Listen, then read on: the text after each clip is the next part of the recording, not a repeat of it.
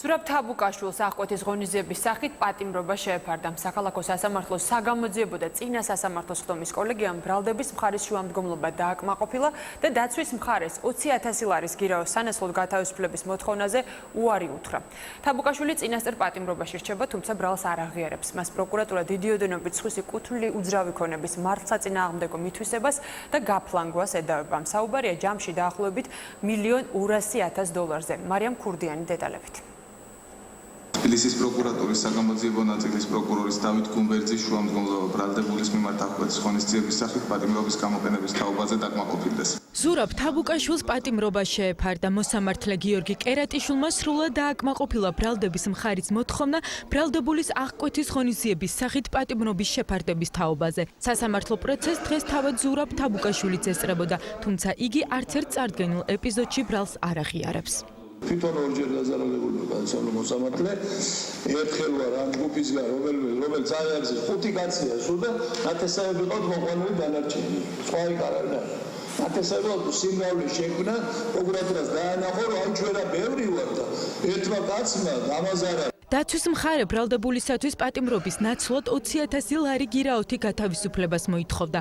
ადვოკატების განმარტებით ზურაბ თაბუკაშვილის საპენსიო ასაკისაა და მას ჯანმრთელობა აწუხებს. თაბუკაშვილი პროცესზე საავადმყოფოდან გადმოიყვანეს, სადაც იგი რამდენიმე დღის განმავლობაში მკურნალობდა.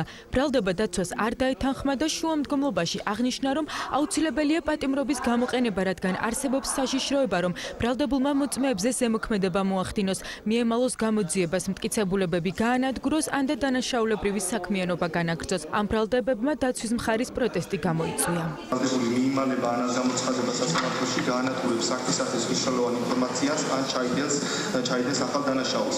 ადამიანის უფლებათა ევროპულმა სასამართლომ ფაქტობრივად განავითარა აღკვეთის ღონისძიების სახით პატიმრობის გამოყენების ანალოგიური საფუძვლები, მიმალვის საფრთხე, მართლმსაჯულების განხორციელებისათვის ხელი შეშლის საფრთხე და ახალი დანაშაულის ჩადენის საფრთხე. მე ვფიქრობ, რომ პატიმრობის მოთხოვნა აი ამ ვითარებაში არამც თუ საერთოდ აღკვეთი ღონისძიების საფუძველი ვერ ვნახე, ჩემი პოზიცია მეცინაშე გახლავთ პირველი. როგორც იურისტი, როგორც ადვოკატი, აღკვეთი ღონისძიების ფაქტობრივ და საპროცესო საფუძველს მე ვერ ვხედავ.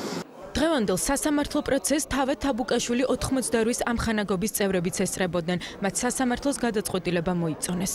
2007-8 წელს ძლივ-ძლივობით მივაღწიეთ ამ ხელშეკრულებისათვის, სადაც გამოაჩინეს, რომ არა 10,500, არამედ 7,250 კვადრატული მეტრი. ეს ამბობს იმაზე, რომ მოხდა გარიგება ცენტრპოინტსა და ბატონ თაბუკაშვილის შორის და 3,000 კვადრატული მეტრი აორთქლდა. 15 კვადრატულ მეტრს მოგცემთო.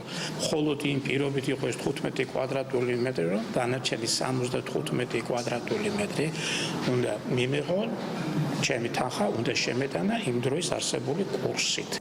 თაბუკაშვილი 98-ის თავმჯდომარე ზურაბ თაბუკაშვილი 10 აგვისტოს პროკურატურამ სასამართლოს მიერ გაცემული განჩინების საფუძველზე დააკავა. თაბუკაშვილს დიდი ოდენობით სხვისი კუთვნილი უძრავი ქონების მართლსაწინააღმდეგო მითვისება და გაფლანგვა ედება ბრალად. პროკურატურის განცხადებით თაბუკაშვილმა პირადი გამორჩენის მიზნით შპს ცენტრპოინტ ჯგუფთან ხელშეკრულება გააფორმა, რომლის მიხედვითაც ამხანაგობის წევრებს ბინები უნდა მიეღოთ, თუმცა ბრალდებულმა ამხანაგობის წევრთა კუთვნილი ქონება მიითვისა და გაასხვისა.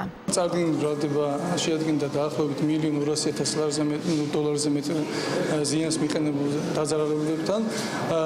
საქმე შეკრებილი მტკიცებულებების საფუძველზე სასამართლომ სრულად გაიზიარა ჩვენი პოზიცია. თუ გავითვალისწინებთ თვითონ დავის საგნის შინაარსს, თუ გავითვალისწინებთ თვითონ ბრალდებული ჯანმრთელობის მდგომარეობას, მის ასაკს, მის განწყობას, გამოძიებასთან, თანამშრომლობასთან დაკავშირებით, ჩვენ ვფიქრობთ, რომ აქედან გამომდინარე დაპატიმრება იყო ზედმეტად მკაცრი ღონისძიება. ზურაბ თაბუკაშვილის მიმართ სისხლის სამართლებრივი დევნა დაწყებულია 34 ეპიზოდზე. საქართველოს სისხლის სამართლის კოდექსის 192 მუხლის მეორე დე და მესამე ნაწილის ბ პუნქტით, რაც სასჯელის სახით თავისუფლების აღკვეთას 7-დან 11 წლამდე ვადით ითვალისწინებს.